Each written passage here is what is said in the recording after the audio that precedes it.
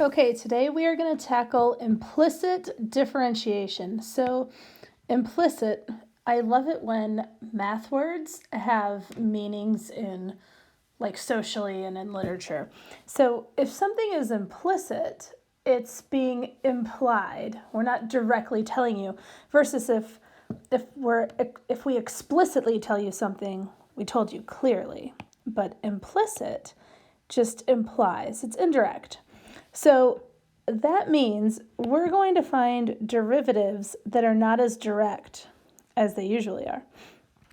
Okay, let's look at a classic problem. So this is what an implicit differentiation problem might look like. Let's say we had x squared plus y squared equals 8.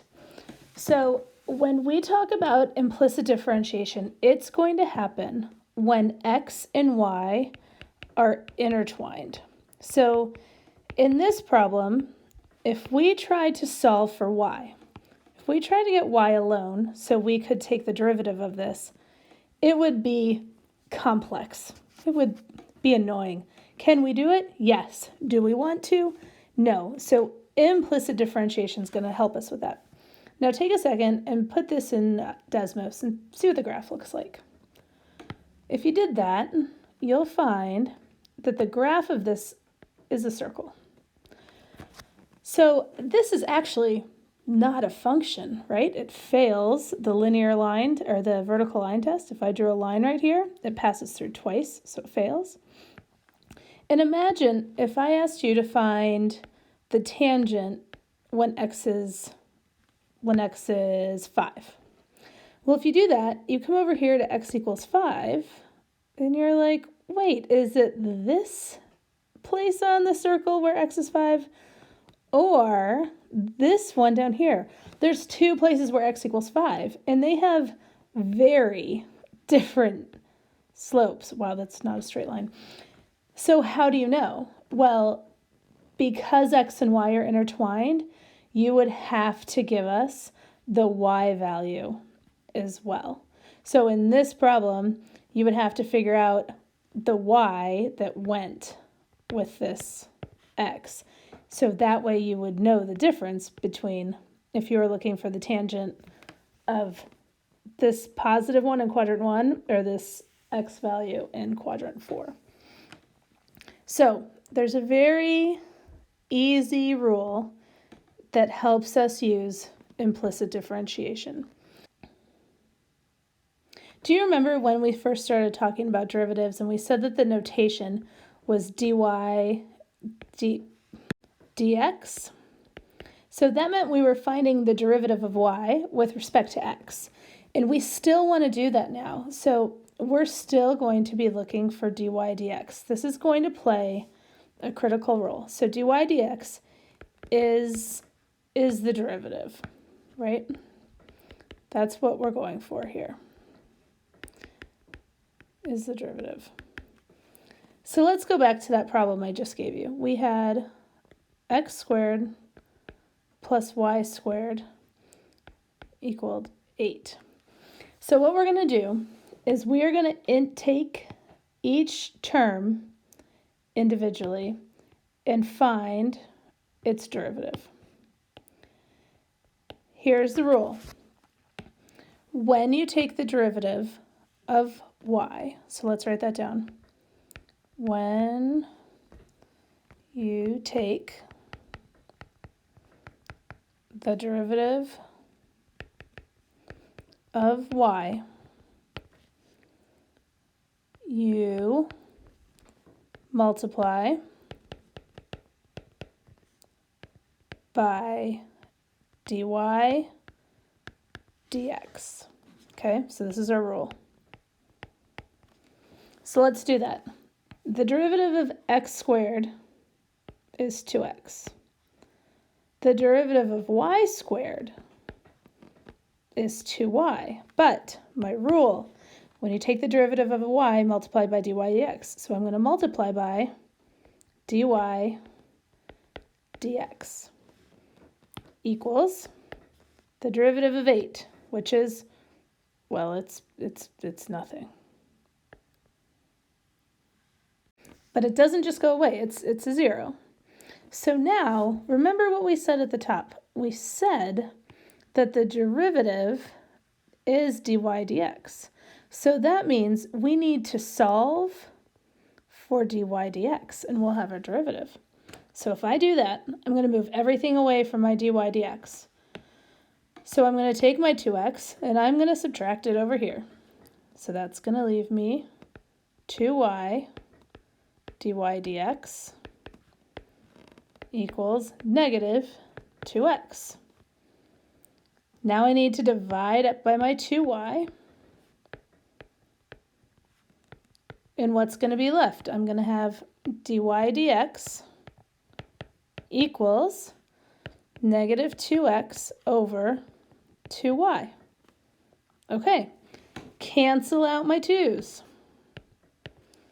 And all I have left is negative x over y. So this is pretty cool. My derivative is a function of x and y. Because remember when we drew that circle and I told you that you could only figure out which x you were talking about if you were also given the y, right? Because these two have the same x values, but their y values are different. So it makes sense that the derivative is a function of x and y because you're going to need both pieces of information in order to find the slope of the tangent. So our rule was when you take the derivative of y, you multiply by dy dx. Then you simply solve for dy dx. Let's try another one. Let's try to find the derivative of x cubed plus y cubed equals 6. Okay, so we're going to take the derivative of each term individually. We're going to do x cubed, then we're going to take the derivative of y cubed, and then the derivative of 6. Every time we differentiate a y, we multiply by dy dx. So here we go. X cubed is 3x squared. Y cubed is 3y squared times dy dx. 6 is, well, 0. Okay, now we're going to solve for dy dx because dy dx represents the derivative. So I'm going to subtract my 3x to the other side, my 3x squared. So I'm going to be left with 3y squared dy dx equals negative 3x squared. Now I'm going to divide out my 3y squared. And that's going to leave me dy dx. Oh, I'm going to look ahead. I can see these 3's are going to cancel. Equals negative x squared over y squared. So the derivative has an x and a y in it. It involves both. Okay, let's take it up a notch. Throw a small wrench in it. What if we have x squared plus y squared minus 2x plus 3y equals 8? We are going to do the exact same thing. We're going to take the derivative of each individual piece. Every time we multiply by it, or differentiate a y, we're going to multiply by dy dx.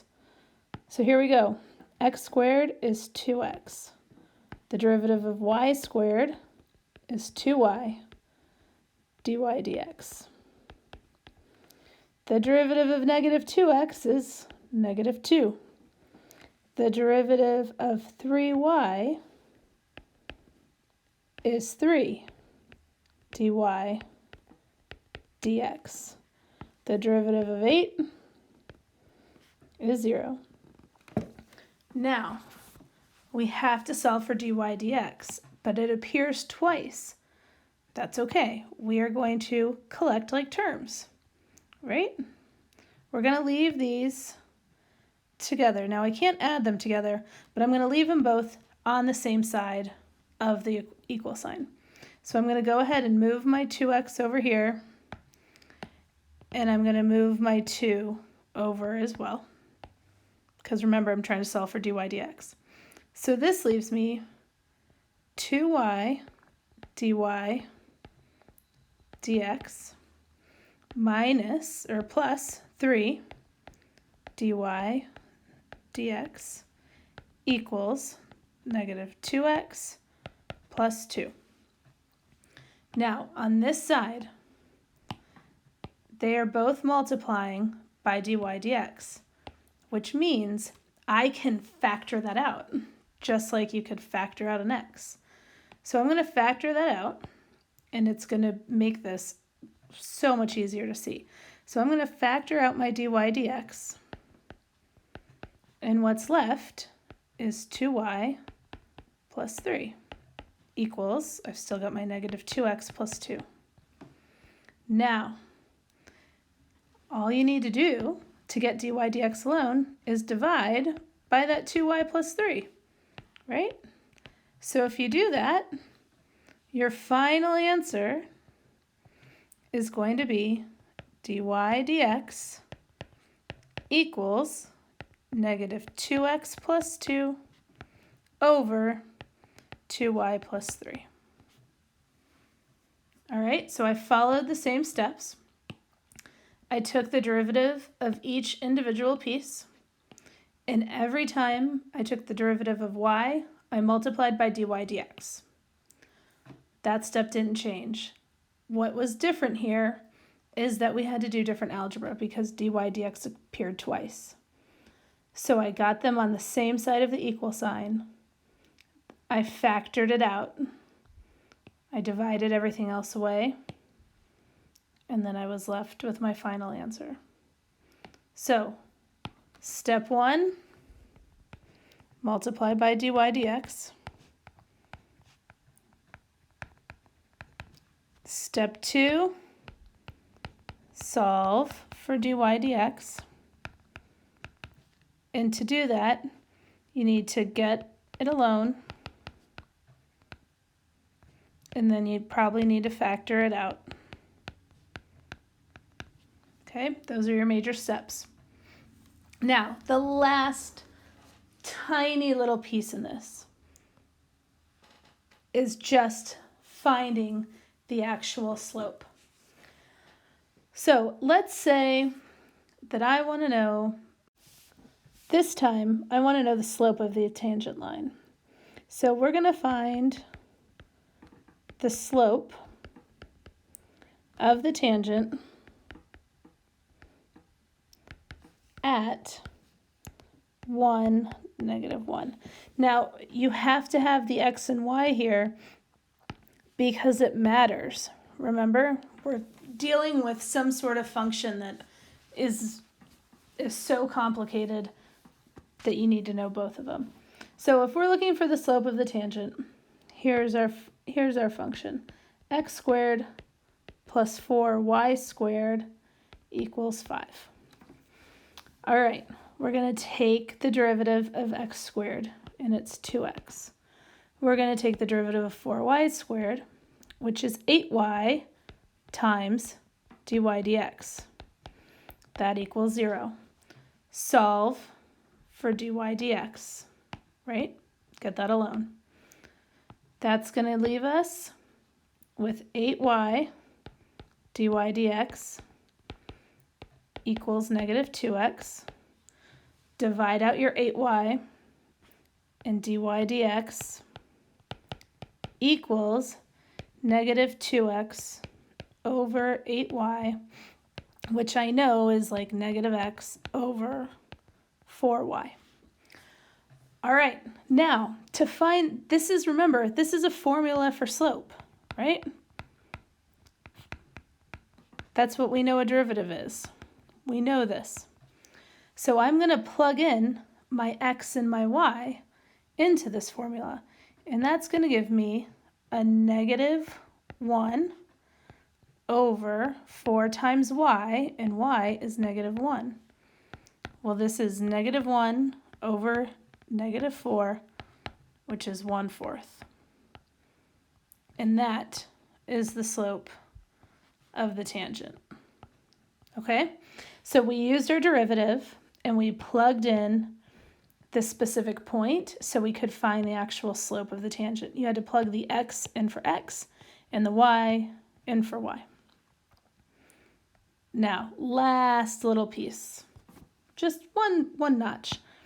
What if we want the equation of the tangent line, right?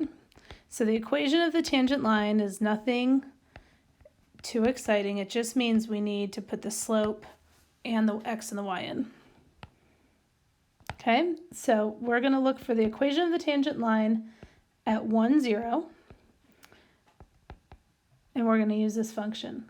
3x squared plus 2y squared plus 4x plus 2y equals 7. Okay, don't let this scare you. Remember our steps. The derivative of 3x squared is 6x. The derivative of 2y squared is 4y dy dx. The derivative of 4x is 4, and the derivative of 2y is 2 dy dx, and the derivative of 7 is 0. We are going to keep the dy dx's on one side together. So I'm going to move the other two pieces away. That's going to give me,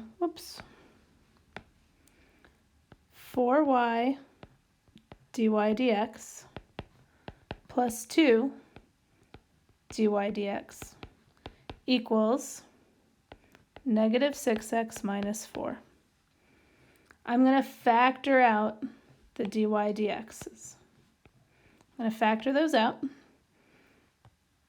and that's going to give me dy dx times 4y plus 2 equals negative 6x minus 4.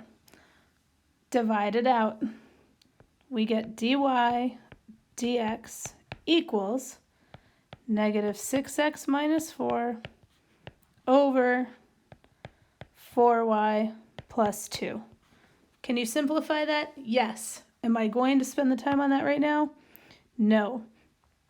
I now need the slope.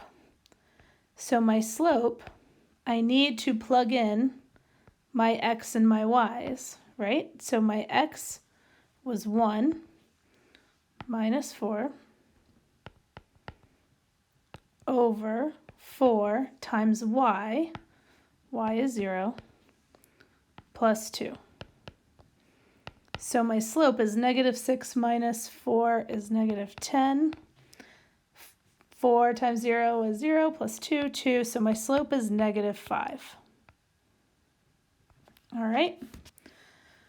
So the equation of the tangent line, this is my slope, and I've got my x and my y. So here's my slope, here's my x and my y. We're going to use that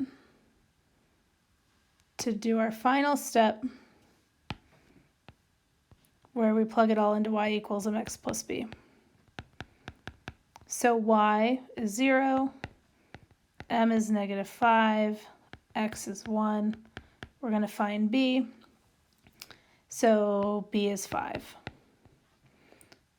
Final piece, put that all together. Y equals negative 5x plus 5. And that is the equation of the tangent line.